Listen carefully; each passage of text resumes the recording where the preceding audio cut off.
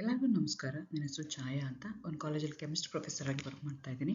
ನನ್ನ ಇಂಟೆನ್ಷನ್ ಈ ಚಾನೆಲ್ನ ಸ್ಟಾರ್ಟ್ ಮಾಡೋದಕ್ಕೆ ಅಂದರೆ ಸಾಧ್ಯ ಆದಷ್ಟು ಕೆಮಿಸ್ಟ್ರಿ ರಿಲೇಟೆಡ್ ಟಾಪಿಕ್ನ ಸಿಂಪಲಾಗಿ ಕನ್ನಡದ ಹೇಳುವಂಥ ಪ್ರಯತ್ನ ಮಾಡ್ತಿದ್ದೀನಿ.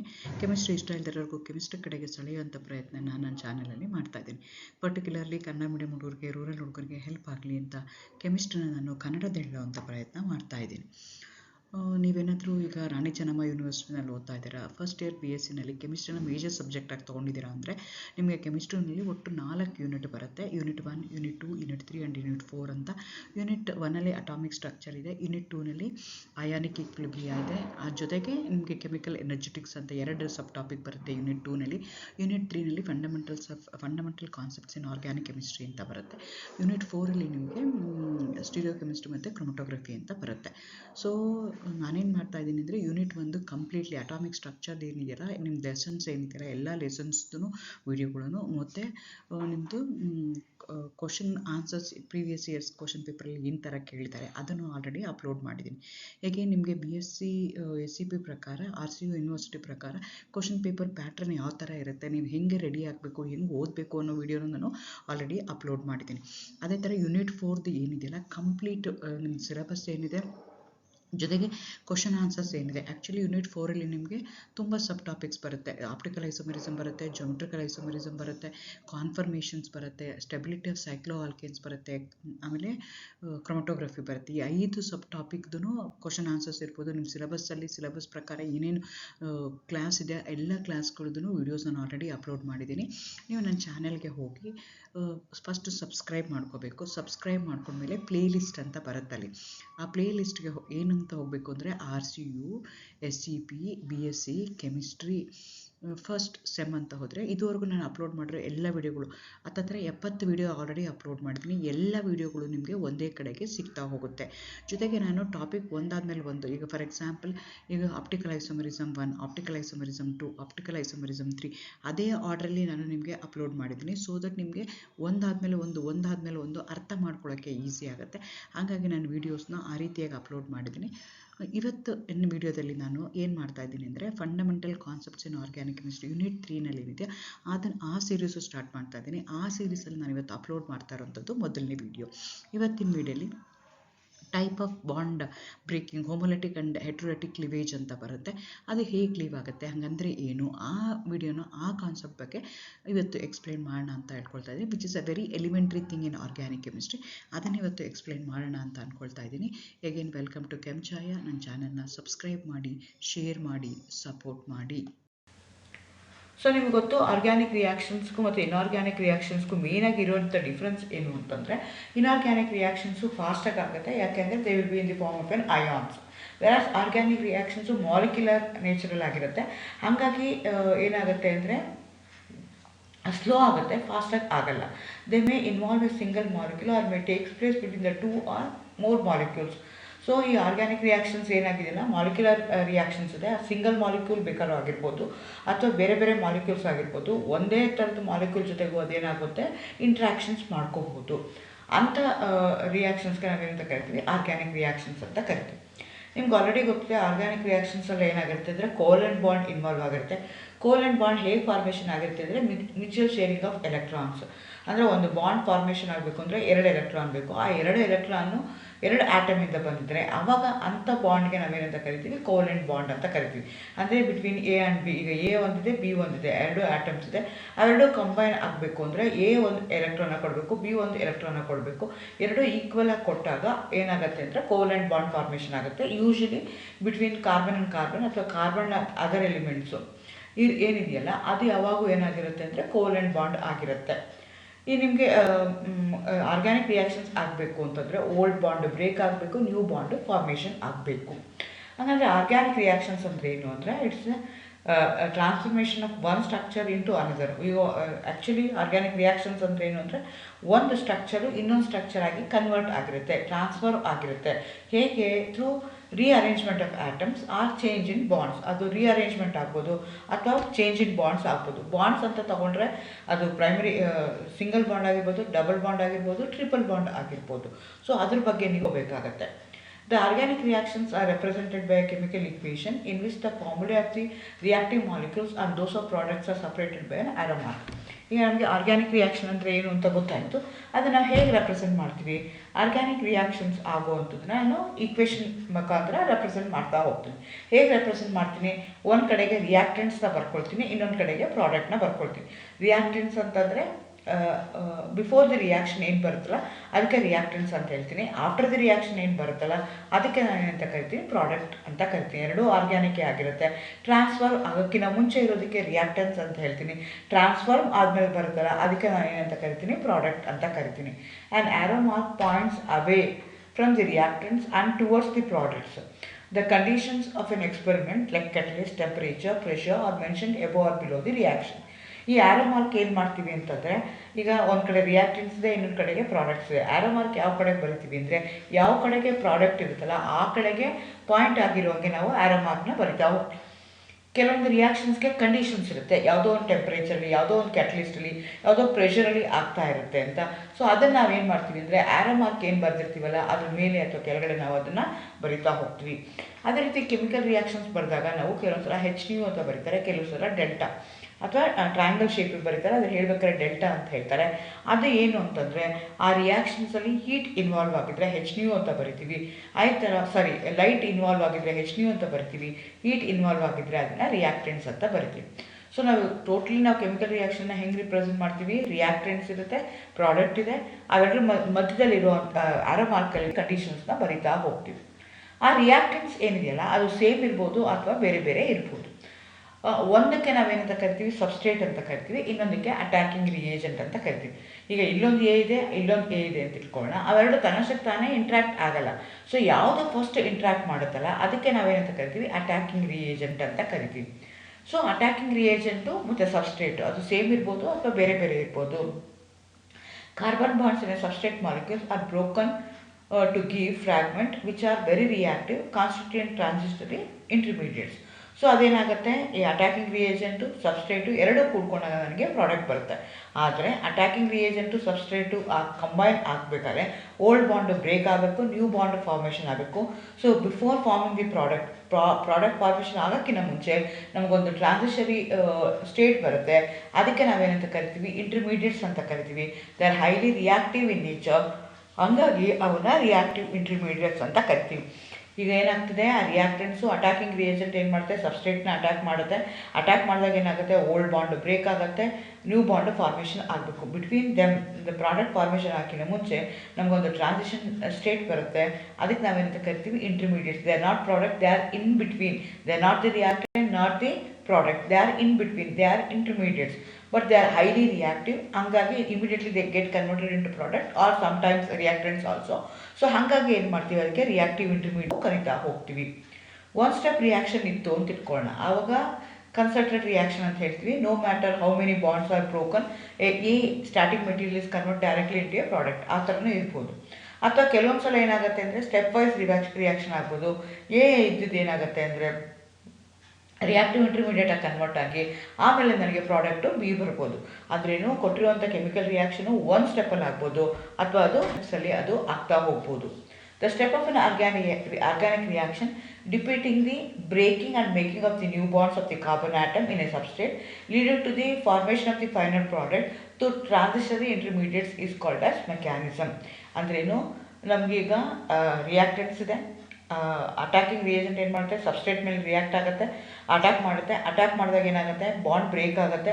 ಅವಾಗ ಏನಾಗುತ್ತೆ? ಟ್ರಾನ್ಸಿಷನ್ ಸ್ಟೇಟ್ ಬರುತ್ತೆ, ಇಂಟರ್ಮೀಡಿಯೇಟ್ಸ್ ಬರ್ತಾ ಹೋಗ್ತವೆ.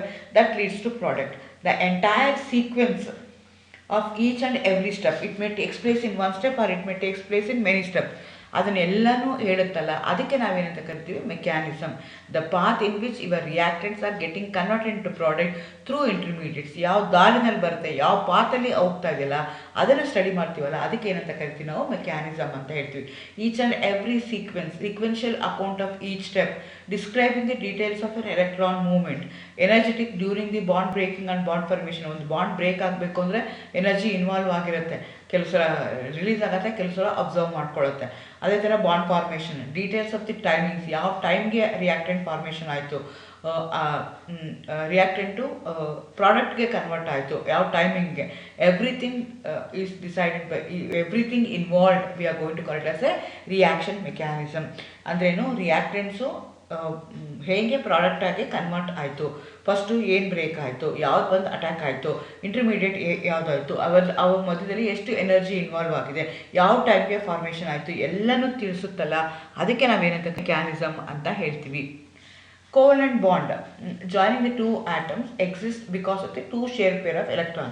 ನಾನು ಮುಂಚೆನೇ ಹೇಳ್ದಂಗೆ ಸಿಗ್ಮಾ ಬಾಂಡ್ ಹೆಂಗೆ ಫಾರ್ಮೇಷನ್ ಆಗುತ್ತೆ ಅಂತಂದರೆ, ಅಥವಾ covalent bond mutual sharing of ಎಲೆಕ್ಟ್ರಾನ್ಸಿಂದ ಆಗಿರುತ್ತೆ.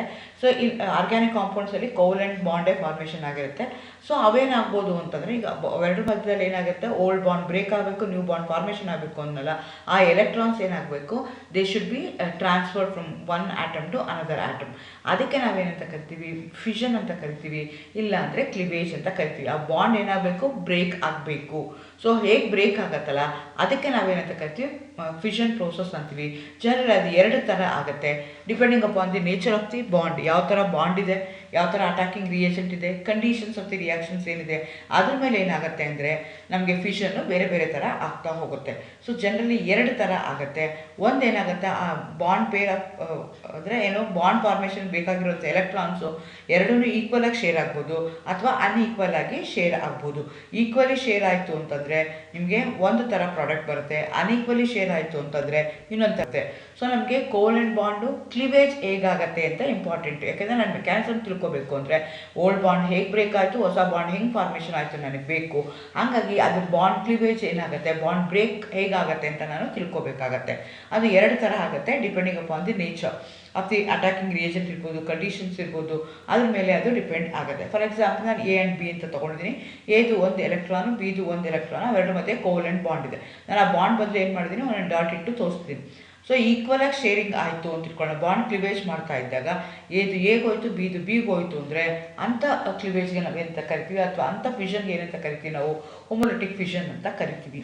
ಅದೇ ರೀತಿ ಎರಡು ಎಲೆಕ್ಟ್ರಾನು ಒಂದೇ ಆಟಮ್ ತೊಗೊಂಡ್ಬಿಡ್ತು ಅಂತ ಇಟ್ಕೊಳ್ಳೋಣ, ಆವಾಗ ಅದಕ್ಕೆ ಏನಂತ ಕರಿತೀವಿ ನಾವು, ಹೆಟ್ರೋಲಿಟಿಕ್ ಕ್ಲಿವೇಜ್ ಅಂತ ಹೇಳ್ತೀವಿ. It is not same. Homo ಅಂದರೆ ಸೇಮ್, ಹೆಟ್ರೋ ಅಂದರೆ ಡಿಫ್ರೆಂಟ್. ಸೇಮ್ ಇತ್ತು ಅಂದರೆ ಹೋಮೋ ಅಂತ ಹೇಳ್ತೀವಿ, ಡಿಫ್ರೆಂಟ್ ಇತ್ತು ಅಂದರೆ ಹೆಟ್ರೋಲಿಟಿಕ್ ಕ್ಲಿವೇಜ್ ಅಂತ ಹೇಳ್ತೀನಿ. ಸೊ ಈಗ ಏನಾಗ್ತಾ ಇದೆ, ಎರಡು ಎಲೆಕ್ಟ್ರಾನ್ ಯಾವ್ದು ತೊಗೊಳ್ತಾ ಇದೆ, ಬಿ ತೊಗೊಳ್ತಾ ಇದೆ. ಎರಡು ಎಲೆಕ್ಟ್ರಾನ್ ಯಾವ್ದು ತಂದು ಎಲೆಕ್ಟ್ರಾನ್ ಯಾವ್ದು ಕೊಡ್ತಾ ಇದೆ, ಎ ಇದೆ. ಯಾವುದು ಕೊಡುತ್ತಲ್ಲ, that going to carry the positive charge, which one will going to take that going to carry the charge. ಆ ರೀತಿಯಾಗಿ ಎರಡು ಥರ ಬಾಂಡ್ ಕ್ಲಿವೇಜ್ ಆಗುತ್ತೆ. ಒಂದಕ್ಕೆ ಹೋಮೋಲಿಟಿಕ್ ಕ್ಲಿವೇಜ್ ಅಂತ ಕರಿತೀವಿ, ಇನ್ನೊಂದಕ್ಕೆ ಹೆಟ್ರೋಲಿಟಿಕ್ ಕ್ಲಿವೇಜ್ ಅಂತ ಕರಿತೀವಿ. ಹೋಮೋಲಿಟಿಕ್ ಕ್ಲಿವೇಜಲ್ಲಿ ಏನಾಗುತ್ತೆ ಅಂದರೆ, ಬಾಂಡ್ ಈಕ್ವಲಿ ಏನಾಗುತ್ತೆ, ಡಿವೈಡ್, ಆ ಬಾಂಡ್ ಎಲೆಕ್ಟ್ರಾನ್ಸ್ ಏನಿರುತ್ತಲ್ಲ ಅದು ಈಕ್ವಲಿ ಡಿವೈಡ್ ಆಗುತ್ತೆ ಬಿಟ್ವೀನ್ ದಿ ಆಟಮ್ಸ್. ಅಂಥದಕ್ಕೆ ನಾವೇನಂತ ಕರಿತೀವಿ, ಹೋಮೋಲಿಸಿಸ್ ಅಂತೀವಿ, ಹೋಮೋಲಿಟಿಕ್ ಕ್ಲಿವೇಜ್ ಅಂತ ಕರಿತೀವಿ, ಹೋಮೋಲಿಟಿಕ್ ಫಿಷನ್ ಅಂತ ಕರೀತಾರೆ. ಎಲ್ಲನೂ ಒಂದೇ ಇರುತ್ತೆ. ಈಗ ಎ ಆ್ಯಂಡ್ ಬಿ ಇದೆ, ಆ ಎರಡು ಎಲೆಕ್ಟ್ರಾನ್ ಏನು ಮಾಡ್ತಾ ಇದೆ, ಈಕ್ವಲ್ ಆಗಿ ಶೇರ್ ಆಗ್ತಾ ಇದೆ ಬಿಟ್ವೀನ್ ಒಂದು ಆಟಮ್. ಒಂದು ಎಲೆಕ್ಟ್ರಾನ್ ಎಗೆ ಹೋಗುತ್ತೆ, ಒಂದು ಎಲೆಕ್ಟ್ರಾನ್ ಬಿಗೆ ಹೋಗುತ್ತೆ. ಅಂಥದಕ್ಕೆ ನಾವೇನಂತ ಕರಿತೀವಿ, ಹೋಮೋಲಿಟಿಕ್ ಫಿಷನ್ ಅಂತ ಕರಿತೀವಿ. ಏದು ಒಂದು ಎಲೆಕ್ಟ್ರಾನ್ ಬರ್ತಾ ಇದೆ, ಬಿದು ಒಂದು ಎಲೆಕ್ಟ್ರಾನು ನನಗೆ ಬರ್ತಾ ಇದೆ. ಸೊ ಅಂಥದಕ್ಕೆ ನಾವೇನಂತ ಕರಿತೀವಿ, ಹೋಮೋಲಿಟಿಕ್ ಕ್ಲಿವೇಜ್ ಅಂತ ಕರಿತೀವಿ. ಎಕ್ಸಾಂಪಲ್ ಬೇಕು ಅಂತಂದರೆ, ಕ್ಲೋರಿನ್ ಮಾಲಿಕ್ಯೂಲ್ನ ತೊಗೊಳ್ಳೋಣ. Cl ಮತ್ತು Cl ಇದೆ, ಅವೆರಡರ ಮಧ್ಯೆ ಇದೆ. In presence of an ultraviolet light ಅಥವಾ ಹೀಟ್. ನಾನು ಮುಂಚೆನೇ ಹೇಳ್ದಂಗೆ bond cleavage depends upon the conditions. Attacking reagent ಯಾವುದು, ನೇಚರ್ ಆಫ್ ದಿ ಬಾಂಡಿಂಗ್ ಏನಿದೆ ಅದ್ರ ಮೇಲೆ ಡಿಪೆಂಡ್ ಆಗುತ್ತೆ. ಇಲ್ಲ ನಾವೇನು ಮಾಡ್ತೀವಿ, HNu ಯೂಸ್ ಮಾಡ್ಕೊಳ್ತೀವಿ. ಅವಾಗ ಏನಾಗುತ್ತೆ, ಕ್ಲೋರಿನ್ ಫ್ರೀ ರಾಡಿಕಲ್ ನಿಮಗೆ ಬರ್ತಾ ಹೋಗುತ್ತೆ. It is very important. HNu ಬೇಕೇ ಬೇಕಾಗುತ್ತೆ. Without HNu free radical generations ಆಗೋದಿಲ್ಲ. ಸೊ ಒಂದೊಂದು ಎಲೆಕ್ಟ್ರಾನ್ ಈಚ್ ಕಡೆಗೆ ಬಂದರೆ ಅವಾಗ ಅಂಥದಕ್ಕೆ ನಾವೇನಂತ ಕರಿತೀವಿ, ಫ್ರೀ ಅಂತ ಕರಿತೀವಿ. ಈ two molecules fragment produce as a result of homolytic fission ಇದೆಯಲ್ಲ, ವಿತ್ ಅನ್ ಆಡ್ ಎಲೆಕ್ಟ್ರಾನ್, ಅದಕ್ಕೆ ಒಂದೊಂದೇ ಎಲೆಕ್ಟ್ರಾನ್ ಇರುತ್ತೆ. They are electrically charged particles. ಅಂಥದಕ್ಕೆ ನಾವೇನಂತ ಕರಿತೀವಿ, ಫ್ರೀ ರ್ಯಾಡಿಕಲ್ಸ್ ಅಂತ ಕರಿತೀವಿ. ಈಗ ಆಟಮ್ಸ್ನ ತೊಗೊಂಡ್ರೆ ನ್ಯೂಟ್ರಲ್ ಆಗಿರುತ್ತೆ, ಆದರೆ ಇಲ್ಲೇನಾಗ್ತಾ ಇದೆ, ಒಂದು ಎಲೆಕ್ಟ್ರಾನ್ ಇದೆ, ಆಡ್ ಎಲೆಕ್ಟ್ರಾನ್ ಇದೆ. ಹಂಗಾಗಿ ಅದನ್ನು ನಾವೇನಂತ ಕರಿತೀವಿ, free radicals. They are radicals ಅಂದರೆ ಚಾರ್ಜ್ ಇರುವಂಥದ್ದು. They are free to move. ಹಂಗಾಗಿ ಅವನ್ನ ಫ್ರೀ ರ್ಯಾಡಿಕಲ್ಸ್ ಅಂತ ಕರಿತೀವಿ.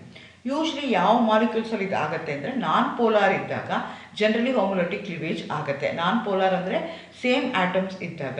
ಇಲ್ಲಿ ಕ್ಲೋರಿನ್ ಇದೆ, ಅದ್ರ ಮೇಲೆ ಆಗುತ್ತೆ. ಈ ರಿಯಾಕ್ಷನ್ಸು ತುಂಬ ರ್ಯಾಪಿಡ್ ಆಗುತ್ತೆ, ತುಂಬ ಫಾಸ್ಟಾಗಿ ಆಗುತ್ತೆ. ಮೋಸ್ಟ್ ಕಾಮನ್ ಎಲ್ಲಾಗುತ್ತೆ ಅಂದರೆ ವೇಪರ್ ಫೇಸಲ್ಲಿ ಇದ್ದಾಗ ಹೋಮೋಲಿಟಿಕ್ ಫಿಷನ್ ಫಾಸ್ಟಾಗಿ ಆಗುತ್ತೆ. ನಾನು ಮುಂಚೆನೇ ಹೇಳಿದೆ, ಕಂಡೀಷನ್ಸ್ ಇರ್ಬೋದು, ಅಟ್ಯಾಕಿಂಗ್ ರಿಯೇಜೆಂಟ್ ಇರ್ಬೋದು, ಬಾಂಡ್ ಫಾರ್ಮೇಷನ್ ಆಫ್ ಇರ್ಬೋದು, ಅದ್ರ ಮೇಲೂ ಆಗುತ್ತೆ. General it is initiated by light, heat or organic peroxides. Homolytic reactions ಆಗಲೇಬೇಕು, ಹೋಮೋಲಿಟಿಕ್ ಫಿಷನ್ ಆಗಬೇಕು ಅಂದರೆ ಐದರ್ ಲೈಟ್ ಇರಬೇಕು, ಈಗ ಹೀಟ್ ಇರಬೇಕು, ಇಲ್ಲಾಂದರೆ ಆಕ್ಸೈಡ್ಸ್ ಇರಬೇಕು. ಅದೇ ರೀತಿ ಹೆಟರೋಲಿಟಿಕ್ ಕ್ಲೀವೇಜ್ ಅನ್ಬೋದು ಅಥವಾ ಹೆಟ್ರಾಲಿಸಿಸ್ ಅನ್ಬೋದು. ಏನಂದರೆ breaking of the bond by unequally dividing the electron between the two atoms in a bond is called as heterolysis. Equal ಆಗಿ ಆಗಲ್ಲ, ಅನ್ಈಕ್ವಲ್ ಆಗಿ ಡಿವೈಡ್ ಆಗುತ್ತಲ್ಲ, ಅಂಥದಕ್ಕೆ ನಾವೇನಂತ ಕರಿತೀವಿ, ಹೆಟ್ರೋಲಿಸಿಸ್ ಅಂತ ಕರಿತೀವಿ, ಹೆಟ್ರೋಲಿಟಿಕ್ ಕ್ಲೀವೇಜ್ ಅಂತ ಕರಿತೀವಿ. ಇಲ್ಲಿ ಫಾರ್ ಎಕ್ಸಾಂಪಲ್ ನಾನು ಏನು ಮಾಡಿದ್ದೀನಿ, ಎ ಬಿನೇ ತೊಗೊಂಡಿದ್ದೀನಿ. ಎರಡು ಎಲೆಕ್ಟ್ರಾನು ಬಿಗೆ ಕೊಟ್ಬಿಟ್ರೆ ಬಿ ಯಾವುದು ಎರಡು ಎಲೆಕ್ಟ್ರಾನ್ ತೊಗೊಳುತ್ತಲ್ಲ that going to carry the negative charge. ಯಾವುದು ತಂದು ಎಲೆಕ್ಟ್ರಾನ್ ಕೊಟ್ಬಿಡ್ತಲ್ಲ that going to carry the positive charge. Don't get confuse. ಯಾರಿಗಾದ್ರೂ ಒಬ್ಬರಿಗೆ ಕೊಡುವಂಥದ್ದು, ದಾನ ಮಾಡುವಂಥದ್ದು, ಅದು it's a very great thing. So it's a positive attitude. ಹಾಗಾಗಿ ಅಲ್ಲಿ ನಾವು ಪಾಸಿಟಿವ್ ಚಾರ್ಜ್ ಬರಿತೀವಿ. ಪಾಸಿಟಿವ್ ಚಾರ್ಜ್ ಅಂದರೆ ಕಡಿಮೆ ಇರುವಂಥದ್ದು, ಎಲೆಕ್ಟ್ರಾನ್ ಇಲ್ಲದೆ ಇರೋವಂಥದ್ದು. ಸೊ ಎಲೆಕ್ಟ್ರಾನ್ ಕಡಿಮೆ ಇರುವಂಥದ್ದು, but it's a positive attitude. Negative ಅಂತಂದರೆ ಯಾವುದೋ ಎಕ್ಸ್ಟ್ರಾ ಬೇರೆಯವ್ರದ್ದು ತೊಗೊಂಡಿರುವಂಥದ್ದು, ಕಿತ್ಕೊಂಡಿರುವಂಥದ್ದು, that is a negative approach. ಹಾಗಾಗಿ ಅದ್ರ ಮೇಲೆ ನಾವು ನೆಗೆಟಿವ್ ಸೈನ್ನ ಬರಿತೀವಿ. That's a way you can remember. So ಯಾವುದು ಕೊಡುತ್ತಲ್ಲ that going to carry the positive charge, ಯಾವುದು ತೊಗೊಳುತ್ತಲ್ಲ that going to carry the negative charge. ಅದೇ ಥರ ಇಲ್ಲಿ ಎರಡನೇ ಇದರಲ್ಲಿ ಏನಾಗುತ್ತೆ, ಎಗೆ ಬೇಕಾದ್ರೆ ತೊಗೋಬೋದು, ಬಿ ಬೇಕಾದ್ರೆ ತೊಗೋಬೋದು. ಮೊದಲನೇ ಕೇಸಲ್ಲಿ ಎರಡು ಎಲೆಕ್ಟ್ರಾನು ಬಿಗೆ ಹೋಗ್ತಾ ಇದೆ, ಎರಡನೇ ಕೇಸಲ್ಲಿ ಎರಡು ಎಲೆಕ್ಟ್ರಾನು ಎಗೆ ಬರ್ತಾ ಇದೆ. ಅವಾಗ ಏನಾಗುತ್ತೆ, A going to carry the negative charge, B going to carry the positive charge. ಹೇಗೆ ಅದು ಎ ಬಿ ಯಾವುದು ಅನ್ನೋದ್ರ ಮೇಲೂ ನಮಗೆ ಯಾವುದು ಪಾಸಿಟಿವ್ ಚಾರ್ಜ್ ತೊಗೊಳುತ್ತೆ, ಯಾವುದು ನೆಗೆಟಿವ್ ಚಾರ್ಜ್ ತೊಗೊಳುತ್ತೆ ಅಂತ ಹೇಳ್ತೀವಿ. ಇದಕ್ಕೆ ನಾವೇನಂತ ಫ್ರಾಗ್ಮೆಂಟ್ಸ್ ಅಂತ ಕರಿತೀವಿ. ಆ ಫ್ರಾಗ್ಮೆಂಟ್ಸ್ ಏನು ಬರುತ್ತಲ್ಲ, ಹೆಟರೋಲಿಟಿಕ್ ಕ್ಲೀವೇಜ್ ಆದಮೇಲೆ ಬರುತ್ತಲ್ಲ, ಆ ಫ್ರಾಗ್ಮೆಂಟ್ಸ್ಗೆ ನಾವೇನಂತ ಕರಿತೀವಿ, ಅಯಾನ್ಸ್ ಅಂತ ಕರಿತೀವಿ. ಪಾಸಿಟಿವ್ಲಿ ಚಾರ್ಜ್ ಇದ್ದರೆ ಅದನ್ನು ಕೆಟಯಾನ್ ಅಂತ ಕರಿತೀವಿ, ನೆಗೆಟಿವ್ಲಿ ಚಾರ್ಜ್ ಇದ್ದರೆ ಅದನ್ನು ಅನಯಾನ್ ಅಂತ ಕರಿತೀವಿ. ಯೂಶಲಿ ಪೋಲಾರ್ ಮಾಲಿಕ್ಯೂಲ್ಸಲ್ಲಿ ಹೆಟರೋಲಿಟಿಕ್ ಕ್ಲೀವೇಜ್ ಆಗುತ್ತೆ, ಇದು ಸೊಲ್ಯೂಷನಲ್ಲಿ ಆಗುತ್ತೆ. ವೇರಾಸ್ ಹೋಮೋಲಿಟಿಕ್ಕು ವೇಪರ್ ಫೇಸಲ್ಲಿ ಆಗುತ್ತೆ, ಇಲ್ಲಿ ಸೊಲ್ಯೂಷನಲ್ಲಿ ಆಗುತ್ತೆ. ಇದೇನಾಗುತ್ತೆ ಅಂತಂದರೆ energy required to break the bond can be partly drawn from the energy or salvation of the ion produced. Since reactions solutions ಆಗ್ತಾ ಇರೋದಕ್ಕೋಸ್ಕರ energy of salvation also going to contribute to some extent. This reaction takes place in polar ಸಾಲ್ವೆಂಟ್ಸಲ್ಲಿ ಇದು ಆಗ್ತಾ ಹೋಗುತ್ತೆ. Presence of ionic ಕ್ಯಾಟಲಿಸ್ಟಲ್ಲೂ reactions ಆಗ್ತಾ ಹೋಗುತ್ತೆ. Usually ಅಸ್ಟಿಕ್ ಅಥವಾ basic ಇದ್ದಾಗಲೂ ಇದು ರಿಯಾಕ್ಷನ್ಸ್ ನಿಮಗೆ ಆಗ್ತಾ ಹೋಗುತ್ತೆ. ಜನರಲಿ ಕ್ಲಿವೇಜ್ ಏನಾಗುತ್ತೆ ಅಂದರೆ ಹೆಟರೋಲಿಟಿಕ್ ಕ್ಲಿವೇಜ್ ಆಗುತ್ತೆ. ಹೋಮೋಲಿಟಿಕ್ ಕ್ಲಿವೇಜ್ ಆಗುವಂಥದ್ದು ಇದೆ, ಬಟ್ ಕಡಿಮೆ. ಹೆಟರೋಲಿಟಿಕ್ ಕ್ಲಿವೇಜ್ ಏನಾಗ್ತಾ ಹೋಗುತ್ತೆ, ಜಾಸ್ತಿ ಆಗ್ತಾ ಹೋಗುತ್ತೆ. These are the few things that you should know in order to understand chemistry. ಈ ಪದಗಳನ್ನ ನಾವು ಮತ್ತೆ ಮತ್ತೆ ಹೇಳ್ತಾ ಇರ್ತೀವಿ. ಹೋಮೋಲಿಟಿಕ್ ಕ್ಲಿವೇಜ್, ಹೆಟರೋಲಿಟಿಕ್ ಕ್ಲಿವೇಜ್, ಕೆಟಯಾನ್, ಅನಯಾನ್ ಅಥವಾ ಎಲೆಕ್ಟ್ರೋಫೈಲ್ಸ್, ನ್ಯೂಕ್ಲಿಯೋಫೈಲ್ಸ್ ಅಂತ ವರ್ಡ್ ಯೂಸ್ ಮಾಡ್ತಾರೆ. ಸೊ ಅದ್ರ ಬಗ್ಗೆ ನಿಮಗೆ ಗೊತ್ತಿದ್ರೆ ಈಸಿಯಾಗಿ ಕೆಮಿಸ್ಟ್ರಿ ನಿಮಗೆ ಅರ್ಥ ಮಾಡ್ಕೊಳ್ಳೋಕ್ಕೆ ಸಾಧ್ಯ ಆಗುತ್ತೆ. ಸೊ ರಿಯಾಕ್ಷನ್ ಮೆಕ್ಯಾನಿಸಮ್, ಯಾವುದೋ ಒಂದು ರಿಯಾಕ್ಷನ್ ಮೆಕ್ಯಾನಿಸಮ್ ಅಂದರೆ ನಮ್ಗೆ ಕಷ್ಟ ಅರ್ಥ ಆಗಲ್ಲ ಅಂತ ಅನ್ಸ್ತಾ ಇರುತ್ತೆ. ಅದೇ ನಿಮ್ಗೆ ಗೊತ್ತಿರಬೇಕು. ರಿಯಾಕ್ಷನ್ ಮೆಕ್ಯಾನಿಸಮ್ನ ನಾವು ಹೆಂಗೆ ಓದ್ತೀವಿ ಅಂತಂದರೆ, ಈಗ ಫಾರ್ ಎಕ್ಸಾಂಪಲ್ ನಾವು ಕಾಲೇಜಿಂದ ಮನೆಗೆ ಹೋಗಬೇಕು ಅಂತ ಇಟ್ಕೊಳ್ಳೋಣ, ಅಥವಾ ಮನೆಯಿಂದ ಕಾಲೇಜಿಗೆ ಹೋಗಬೇಕು ಅಂತ ಇಟ್ಕೊಳ್ಳೋಣ. ಸೊ ಅಲ್ಲಿಗೆ ಹೋಗೋದಕ್ಕೆ ಎಷ್ಟೊಂದು ಪಾತ್ ಇರ್ಬೋದು. ಒಂದು ಡೈರೆಕ್ಟ್ ಪಾತ್ ಇರ್ಬೋದು, ಇನ್ನೊಂದು ಇಂಡೈರೆಕ್ಟ್ ಪಾತ್ ಇರ್ಬೋದು. ಕೆಲವು ಸಲ ಹೋಗ್ಬೇಕಾದ್ರೆ ಯಾವುದೋ ರೋಡ್ಗಳು, ಸಂಧಿ ರೋಡ್ಗಳಲ್ಲಿ ನಾವು ಹೋಗ್ಬೋದು.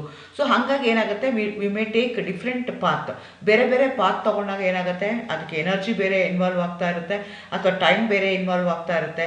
ಸೊ ಯಾವ ಪಾತಲ್ಲಿ ಹೋದ್ರೆ ನನಗೆ ಈಸಿಯಾಗಿ ಅದು ರೀಚ್ ಆಗ್ತೀನಿ, ಕಡಿಮೆ ಟೈಮ್ ತೊಗೊಳುತ್ತಾ, ಕಡಿಮೆ ಎನರ್ಜಿ ತೊಗೊಳುತ್ತಾ, ಅದನ್ನೆಲ್ಲ ಅನಲೈಸ್ ಮಾಡ್ತೀನಲ್ಲ, ಅದಕ್ಕೆ ನಾನು ಏನಂತ ಕರಿತೀನಿ, ರಿಯಾಕ್ಷನ್ ಮೆಕ್ಯಾನಿಸಮ್ ಅಂತ ಹೇಳ್ತೀನಿ. ಸೊ ಹಾಗಾಗಿ ನಿಮಗೆ ಯಾವುದೋ ಒಂದು ಪರ್ಟಿಕ್ಯುಲರ್ ನೇಮ್ ರಿಯಾಕ್ಷನ್ ಕೊಟ್ಟು ರಿಯಾಕ್ಷನ್ ಮೆಕ್ಯಾನಿಸಮ್ ಬರೀರಿ ಅಂತ ಯಾಕೆ ಹೇಳ್ತಾರೆ ಅಂದರೆ, ಆ ಬಾಂಡ್ ಹೇಗೆ ಕ್ಲೀವ್ ಆಗುತ್ತೆ, ಹೇಗೆ ಓಲ್ಡ್ ಬಾಂಡ್ ಕ್ಲೀವ್ ಆಗುತ್ತೆ, ನ್ಯೂ ಬಾಂಡ್ ಫಾರ್ಮೇಷನ್ ಆಗುತ್ತೆ, ಇಂಟರ್ಮೀಡಿಯೇಟ್ ಯಾವ್ದು ಬರುತ್ತೆ, ಎಷ್ಟು ಟೈಮ್ ತೊಗೊಳುತ್ತೆ, ಎಷ್ಟು ಎನರ್ಜಿ ಇನ್ವಾಲ್ವ್ ಆಗುತ್ತೆ, ಎಲ್ಲನೂ ಬರುತ್ತಲ್ಲ, ಅದಕ್ಕೆ ನಾವೇನಂತ ಕರಿತೀವಿ, ರಿಯಾಕ್ಷನ್ ಮೆಕ್ಯಾನಿಸಮ್ ಅಂತೀವಿ. So that is the whole and soul of the particular reaction. ಹಾಗಾಗಿ ನೀವೇನು ಮಾಡಬೇಕಾಗತ್ತೆ, ಅದನ್ನು ಗಮನ ಕೊಟ್ಟು ಓದ್ಕೋಬೇಕಾಗತ್ತೆ. All the best. Thank you.